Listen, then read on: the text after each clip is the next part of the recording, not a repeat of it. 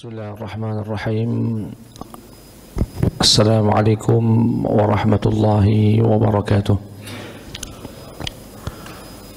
Alhamdulillahi rabbil alamin. Wassalatu wassalamu ala sayyidina Muhammadin wa ala alihi wa sahbihi ajma'in, amma ba'd. Jamaah sekalian yang dirahmati dan dimuliakan Allah Subhanahu wa taala, alhamdulillah di pagi hari ini dengan izin Allah kita semua bisa melaksanakan sholat subuh berjamaah, dilanjutkan dengan wirid, doa dan majelis ta'lim. Semoga rentetan amal-amal tersebut diterima oleh Allah Subhanahu wa taala. Allahumma amin. Salawat beriring salam terlimpah curahkan kepada Nabi Yuna Muhammad sallallahu alaihi wasallam, Nabi yang diutus sebagai uswatun hasanah, suri tauladan, contoh hidup kita, baik dalam kehidupan pribadi, berkeluarga, bahkan dalam berbangsa dan bernegara. Semoga kelak kita semua dikumpulkan Allah bersama beliau di surganya Allah Subhanahu wa taala. Allahumma amin. Jemaah sekalian yang dimuliakan Allah, sebelum kita mulai, kita kirimkan Al-Fatihah dengan niat syifa. Semoga Allah berikan kesembuhan kepada jamaah kita yang biasa ikut ngaji. Yang pertama, Bapak Syafran bin Sahidun yang baru saja dioperasi, kemudian Bapak Teddy yang juga sakit. Semoga Allah angkat seluruh penyakitnya, dan juga orang-orang di antara kita dan orang-orang yang kita sayangi jika pun sakit, Allah angkat penyakitnya, Allah sembuhkan, Allah pulihkan sehingga bisa kembali beribadah dengan maksimal kepada Allah Subhanahu wa taala. Bi barakati hadzal majlis wa suratil Fatihah. A'udzu billahi minasyaitonir rajim. Bismillahirrahmanirrahim. Alhamdulillahi rabbil alamin, arrahmanir rahim, maliki yaumiddin. Iyyaka na'budu wa iyyaka nasta'in. Ihdinas siratal mustaqim. Siratal ladzina an'amta 'alaihim ghairil maghdubi 'alaihim waladdallin. Amin. Jemaah sekalian yang dimuliakan Allah Subhanahu wa taala, kita lanjutkan kajian kita seputar adab dan akhlak ya Nabi Muhammad sallallahu alaihi wasallam. Pada kali ini kita akan menyampaikan adab bagi orang yang mau melakukan safar. Adab bagi orang yang mau melakukan safar. Nah, namanya hidup, pasti sudah barang tentu kita pernah melakukan safar, baik untuk sekedar silaturahim, atau mungkin bekerja, atau bahkan ibadah haji, umrah dan sebagainya. Selayaknya umat Nabi Muhammad sallallahu alaihi wasallam, sudah barang tentu juga safar ini ada tuntunannya, ada arahannya, ada akhlak dan adabnya yang diajarkan oleh Nabi Muhammad sallallahu alaihi wasallam, sehingga safar kita menjadi safar yang berkualitas, safar yang tidak sekedar berangkat saja, tetapi safar yang dihiasi dengan adab-adab Nabi Muhammad SAW. Dalam kitab ensiklopedi adab ini, yang Mausu'ah Al-Adab Al-Islamiyah, disebutkan 40, Pak. Bayangkan ada 40 sunnah Nabi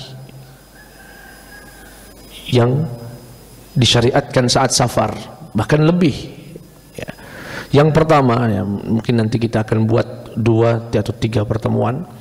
Yang pertama adalah an-niyatus salihah, niat yang baik, dengan keumuman hadis yang sama-sama kita hafal, innamal a'malu binniyat. Segala sesuatu dalam Islam itu, segala perbuatan bergantung dengan niatnya. Kalau kita niat safar itu karena Allah, niat karena ingin bersilaturahim, niat karena ingin mencari nafkah, niat karena ingin beribadah, maka biaya yang keluar dinilai sedekah, capeknya dinilai pahala, letihnya dinilai tambahan pahala di sisi Allah Subhanahu wa taala. Bahkan disebutkan dalam kitab ini, wa kadzalik likai yuktabu lil 'abdi fi safarihi ma kana yuktabu lahu minal ajri qabla safarih. Dengan niat yang baik tadi juga bisa menyebabkan amalan-amalan yang biasa kita amalkan saat tidak safar itu tetap dicatat oleh Allah Subhanahu wa taala. Bapak, Ibu, biasanya kalau lagi di rumah tidak safar, melok pengajian, melok majelis. Namun karena safar tidak ikut. Itu oleh malaikat Bapak Ibu masih dicatat oleh Allah hadir di majelis ini, dapat pahalanya. Biasanya kalau tidak safar atau tidak sakit, sholat tahajud. Namun karena safar tidak memungkinkan. Saya yakin orang-orang yang sudah istiqomah itu pasti sedih sekali ketika dia harus meninggalkan ibadah yang biasa dia lakukan. Namun tidak bisa karena ada safar. Tapi jangan terlalu sedih. Kenapa? Karena malaikat masih mencatat bapak malam ini tahajud, ibu malam ini tahajud, meski tidak tahajud malam itu. Atau yang biasa kami alami, atau mungkin pernah kami alami, bangunnya lah sebelum subuh, wudu, sampainya di masjid, sempat dapat qobliyah, menunggu iqamah, perutnya mules. Kan tidak boleh kita sholat sambil nahan BAB ataupun buang air kecil. Kata Nabi, la salata fi hadratit ta'am wala huwa yudafi'uhu al-akhbathan. Tidak ada sholat makanan sudah terhidang, dan tidak ada sholat kalau perut masih nahan buang air. Maka berangkat ke kamar mandi, ya. Begitu selesai dari kamar mandi, ngambil wudhu dan macam-macam, datang ke masjid, sholat sudah selesai. Pertanyaan saya, apa yang ada di perasaan Bapak kalau itu yang terjadi? Pasti, ya Allah, tidak dapat jamaah. Ya, macam. Itu orang-orang yang istiqomah pasti akan merasakan kehilangan. Tetapi jangan sedih, kata Nabi Muhammad SAW, idza maridal abdu aw safar kutiba lahu ma kana ya'maluhu muqiman sahihan. Kata Rasulullah, orang yang safar atau sakit atau ada halangan apa sehingga tidak bisa beramal amalan yang biasa dia lakukan, tetap dicatat beramal. Ya Allah, luar biasa. Tetap dicatat beramal selayaknya dia beramal saat tidak safar dan saat tidak sakit.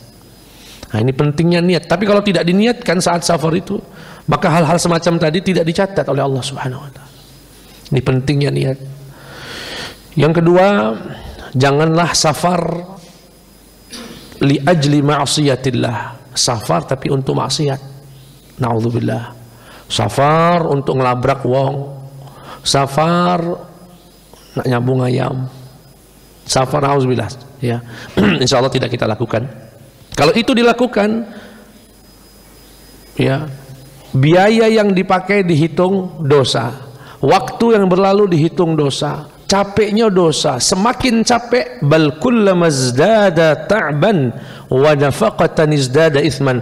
Bahkan setiap kali makin capek, makin keluar biaya, bertambahlah dosa orang itu, karena tujuan dia safar maksiat kepada Allah Subhanahu wa taala.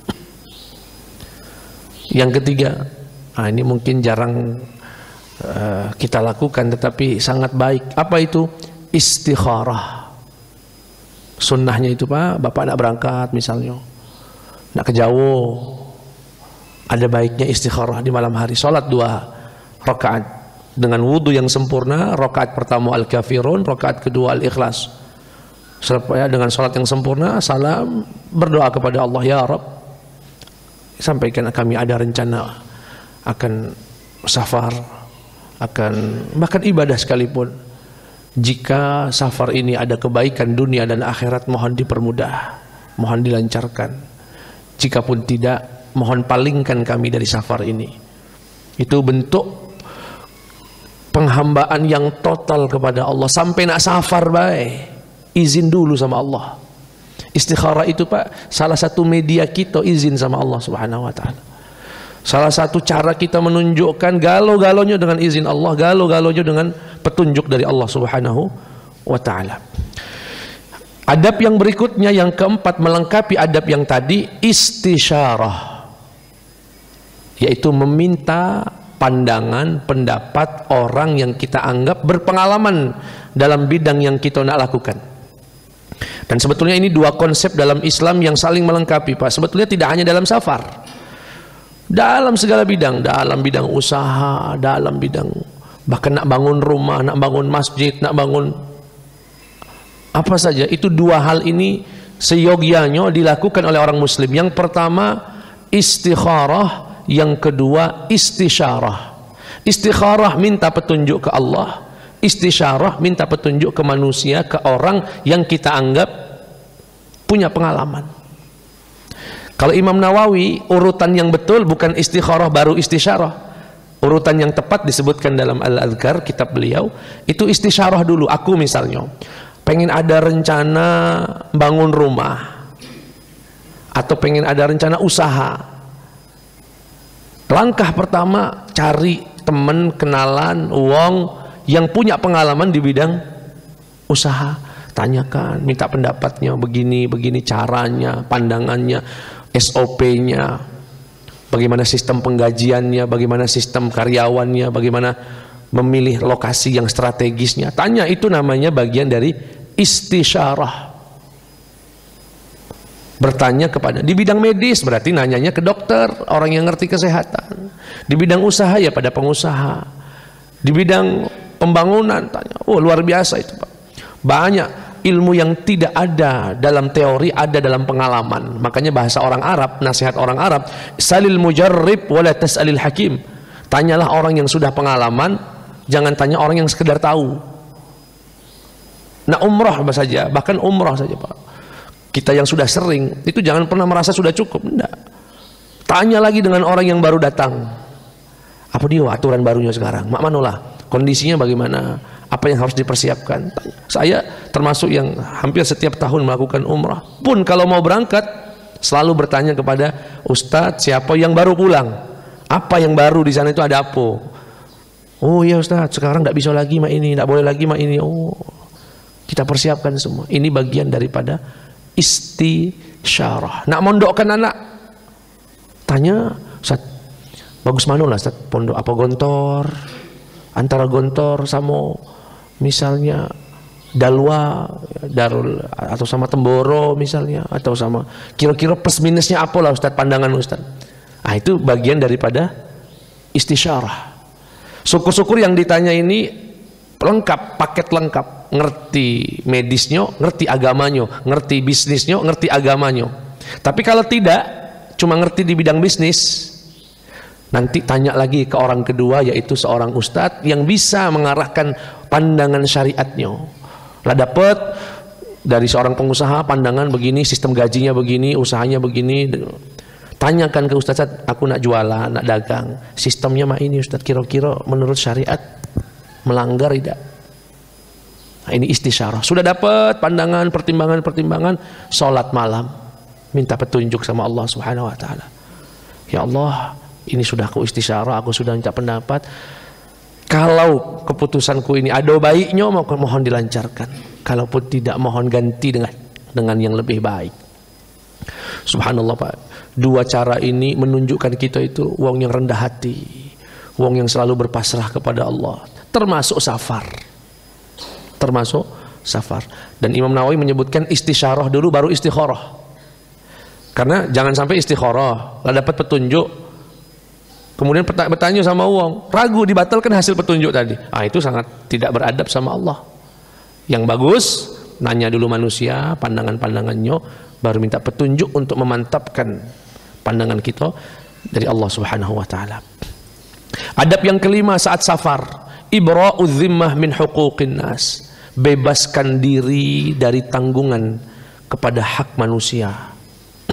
Maksudnya mana Ustaz? Kalau punya hutang, Bapak nak safar seminggu, 2 minggu, upayakan kalau ada rezeki bayar hutang dulu.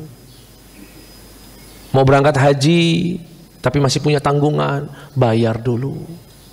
Karena kita ini tidak pernah tahu safar itu Pak. Kalau safar itu sebetulnya hanya menjemput ajal baik.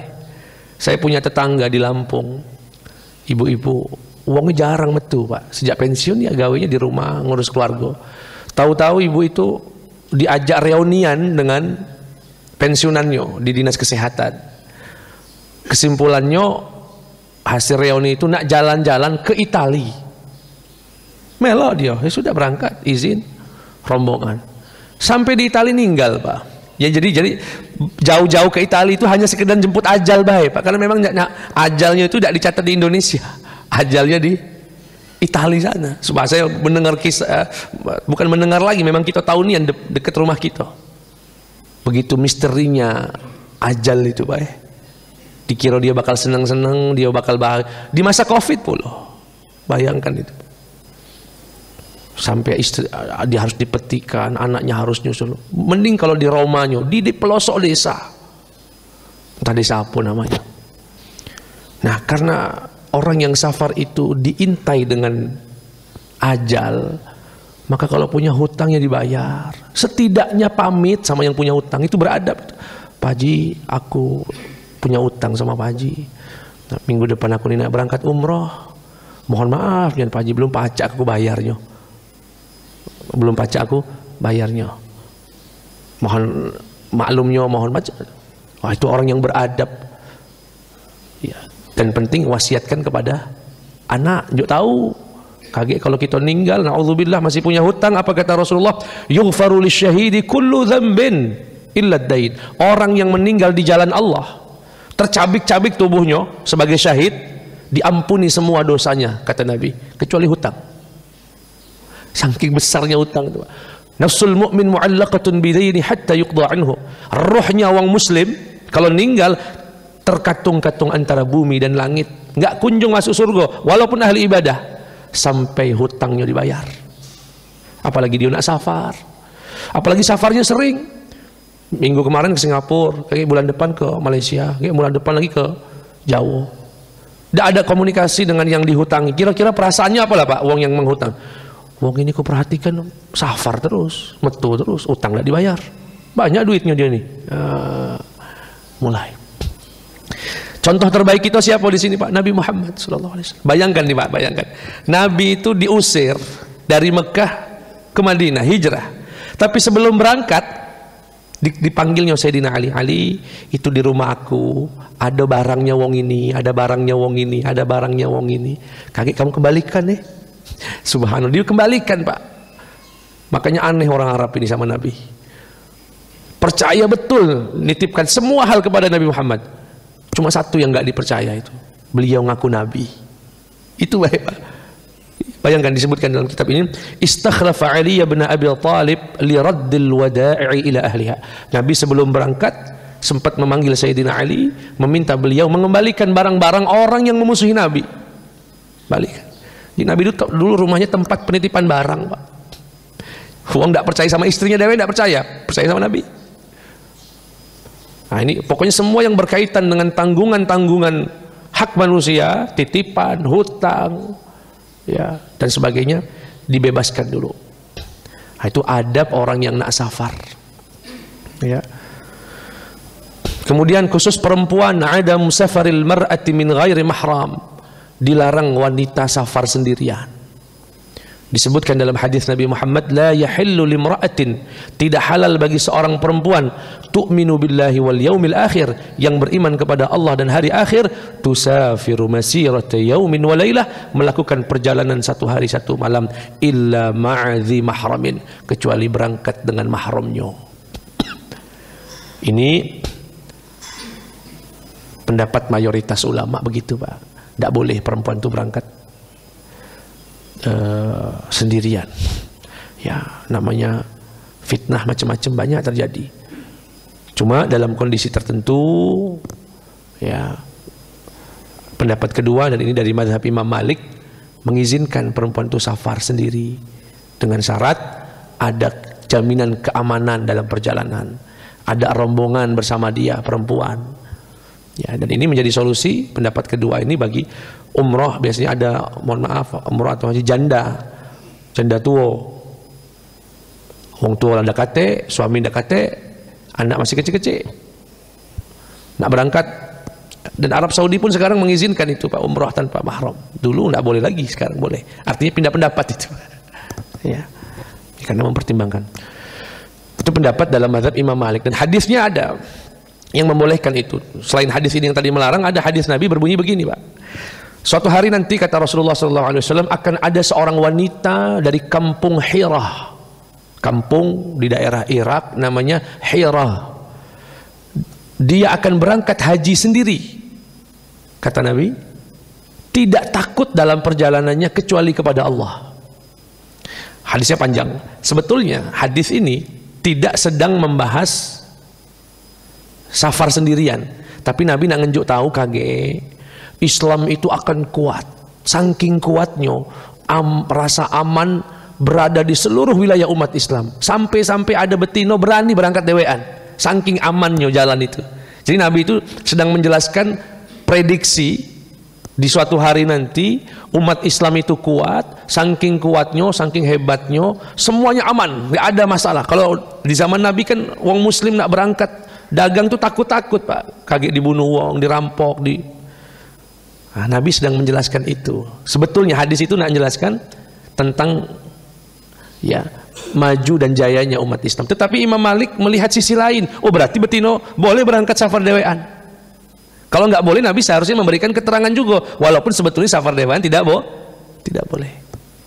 Nah dari hadis inilah ya, para ulama atau khususnya dalam mazhab Imam Malik. Bahkan saya sudah ngecek di lembaga fatwa Yordania membolehkan mengambil pendapat ini. Tapi dengan syarat menjaga adab-adab ketakwaan, berhijab dan sebagainya. Kedua ada jaminan aman. Yang ketiga ada rombongan-rombongan perempuan yang lain walaupun tidak ada mahramnya. Adab berikutnya ini luar biasa. Isti'dzanul walidain, izin sama wong tua. Pamit sama orang tua. Walaupun kita sudah jadi orang tua juga, Pak. Ya, jadi walaupun bapak mohon maaf mungkin umurnya lah 60, 70 tapi masih punya wong tua. Dan bapak nak safar. Di antara adab yang sangat dianjurkan berpamitan sama kedua orang tua. Ya alasannya sangat jelas Pak. Alasannya sangat jelas.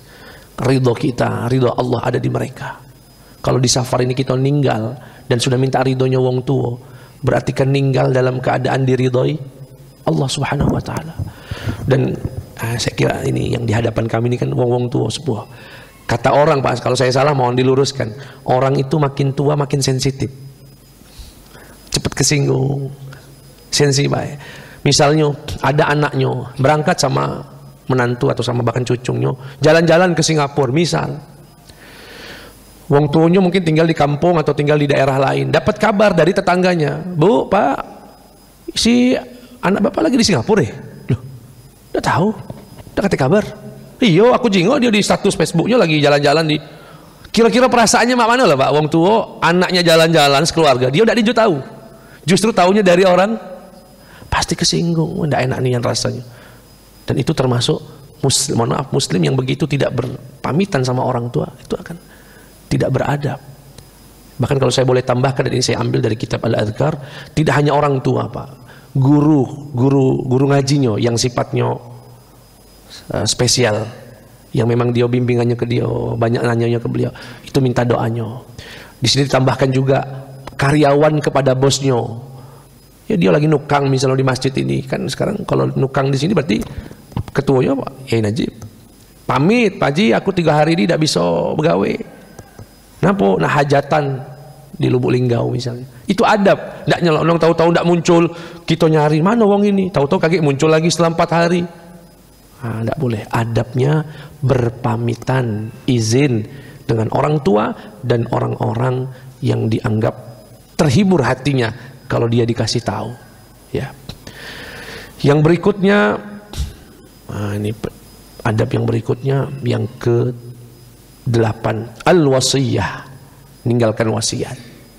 Kata Nabi, tidak paslah ada orang bakal melakukan 2 hari perjalanan ataupun minap tanpa ada wasiat yang tercatat.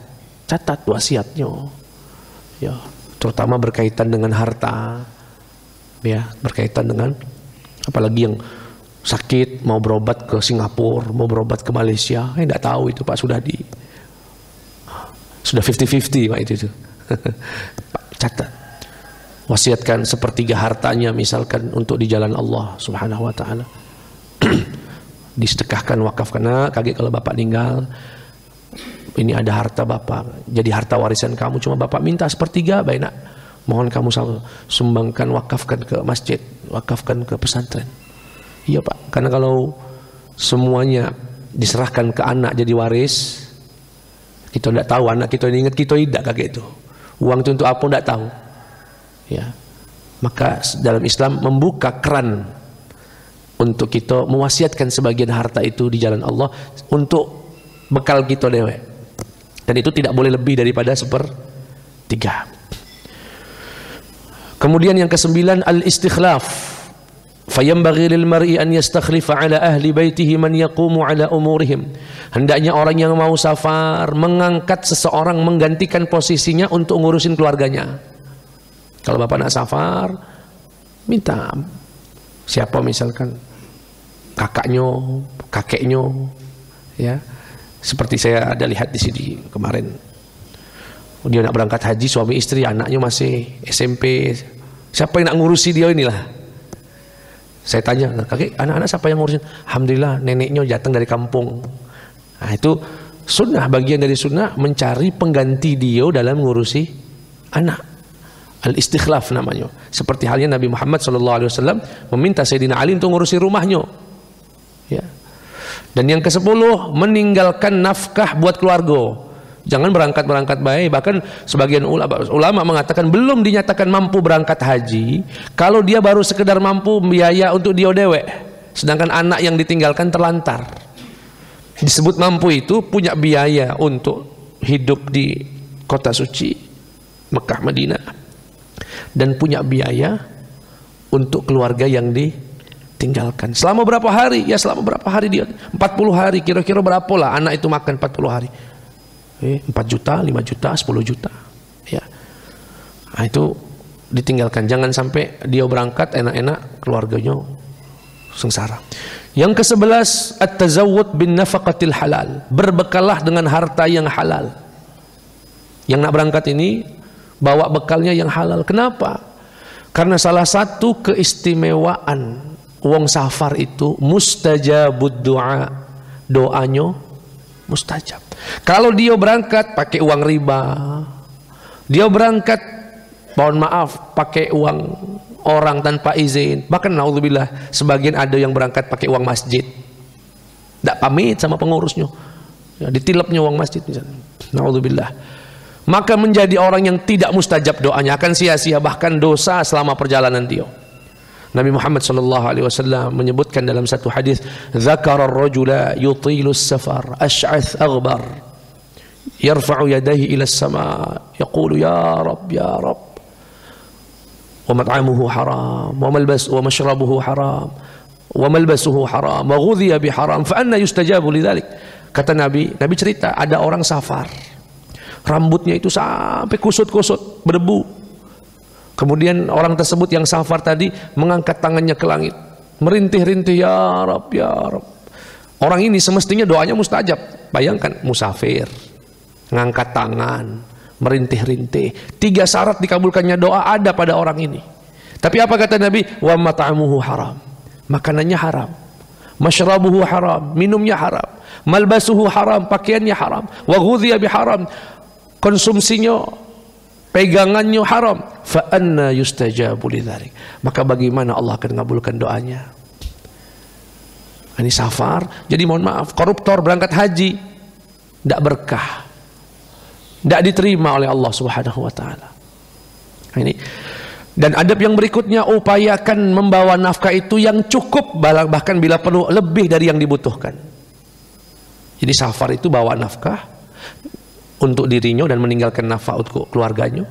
Nafkahnya halal dan cukup. Cukup itu maksudnya jangan sampai membuka kesempatan untuk minta-minta di jalan. Tidak apa-apa lah kaget tinggal minta baik sama wong sano. Tidak boleh. Upayakan cukup, ya, sehingga tidak membuka minta-minta. Yang terakhir untuk hari ini, ya, yang ke-13. Saya kira jarang diamalkan ini, dan mungkin tidak tahu di sini ada yang bisa mengamalkan ini tidak. Kalau istrinya lebih dari 1, istrinya 4, dia nak berangkat 5 hari, 10 hari, sebulan, siapalah yang diajak ini Pak? Istri pertama, apa kedua? Sebentar, sebelum aku jelaskan, di sini nih. Siko galau apa mana ini? Kalau siko tidak perlu aku jelaskan. Jadi kalau lebih dari satu, Pak, 1, 2, 3, 4, sunnahnya diundi.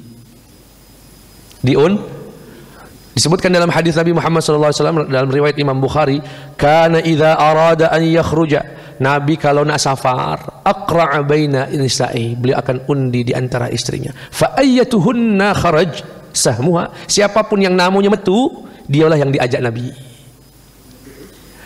Nah, kaki dulu Haji.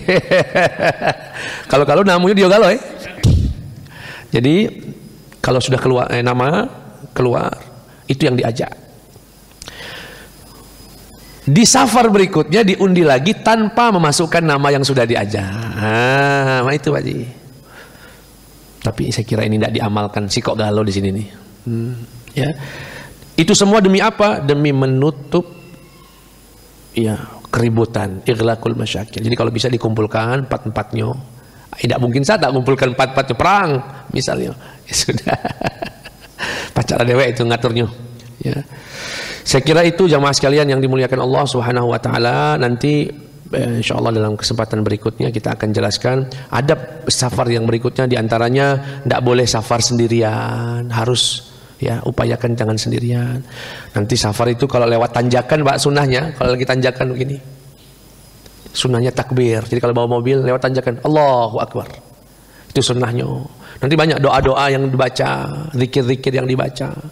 Ya, insyaallah sampai 40-an. Kita sudah jelaskan 14, 13. Nanti kita lanjutkan di pertemuan berikutnya. Kita tutup dengan doa kafaratul majlis. Subhanakallahumma wa bihamdika asyhadu an la ilaha illa anta astaghfiruka wa atubu ilaik. Wassalamualaikum warahmatullahi wabarakatuh.